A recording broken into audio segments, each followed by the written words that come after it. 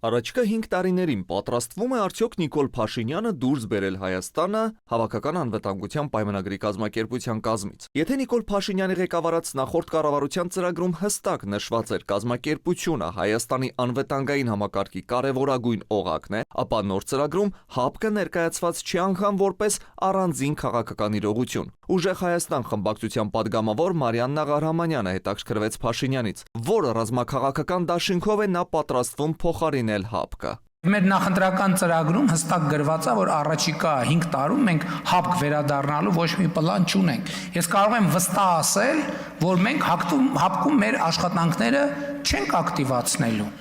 ակտիվացնելու, եւ ես գիտեմ, որ ՀԱՊԿ-ում քննարկումներ կան եւ կազմակերպությունում իդեպ կանոնադրությունը նախատեսում է նման բան, կարելի է երկրին հեռացնել կազմակերպությունից, ես շատ գոհ կլինեմ, եթե կազմակերպությունը որոշի Հայաստանի Հանրապետությանը հեռացնել Հավաքական անվտանգության պայմանագրի կազմակերպությունից։ Մեզ համենայն դեպս կազատի դուրս գալ չգալու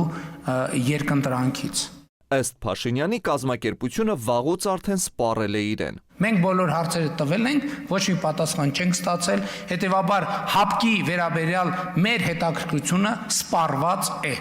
Մինչ այս կազմակերպության հանդեպ հետաքրքրությունը սպառվել է, գործում քայլեր են իրականացվում Եվրամիության հետ հարաբերությունները զարգացնելու եւ այդ կառույցին անդամագրվելու համար։ Ուշադրության արժանի է ԵԱՏՄ անդամ 4 երկրների ղեկավարների սույն թվականի մայիսի 29-ի համատեղ հայտարարությունը, որտեղ նրանք ասում են, մեջբերում եմ.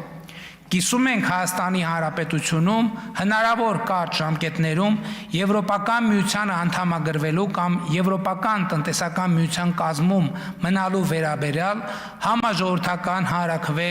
անելու անհրաժեշտության մասին դիրքորոշումը։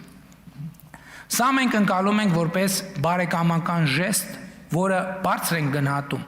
եւ վստահ եմ Հայաստանում նման հանրաքվե անպայման տեղի կունենա։ Ասել է, թե անպայման ժողովուրդը կորոշի, բայց խնդիրը ժամկետներն են։ Բայց ժամկետը ոչ միայն կազմակերպչական կարևորություն ունի, այլև բովանդակային։ Փաշինյանը հորդորում է չշտապել, հիշեցնում է 2025 թվականի մարտին ազգային ժողովում ընդունված Եվրամիությանը Հայաստանի Հանրապետության անդամակցության գործընթացի մեկնարկի մասին օրենքը, որով ըստ նրա արդեն իսկ ակնհայտ է, թե որ ուղղությամբ է շարժվում Հայաստանը։ Վերնագրից եւ նաեւ կարճ բովանդակությունից օրենքի ակնհայտ է, որ այն ԵՄ-ին անդամագրվելու գործընթացի մեկնարկի մասին է,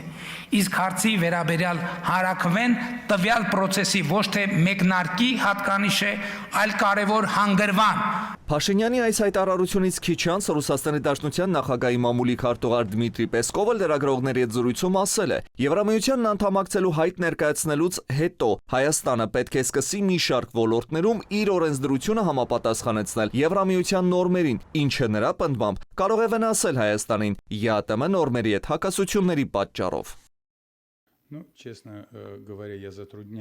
Դժվարանում եմ հասկանալ, թե ինչ է նշանակում գոհ լինել, եթե նրան հեռացնում են։ Եթե Երևանն այլևս կարիք չունի անդամակցության այդքան կարևոր տարածաշրջանային անվտանգության կազմակերպությանը, ելնելով իր ազգային շահերից, ապա այն ազատ է համապատասխան որոշում կայացնելու եւ այս կազմակերպությունից դուրս գալու համար։ Ինչ վերաբերում է ԵՄ անդամակցության հայտին, ապա այն ներկայացնելուց հետո Հայաստանը պետք է սկսի իր օրենսդրությունը տարբեր ոլորտներում առևտրի, բուսասանիտարական, մաքսային եւ այլ ոլորտներում համապատասխանեցնել եվրոպական նորմերին, Եվրամիության չափանիշներին։ Այդ նորմերը չեն համընկնում այն նորմերի հետ, որոնք գործում են մեզ մոտ եւ ԵԱՏՄ տարածքում։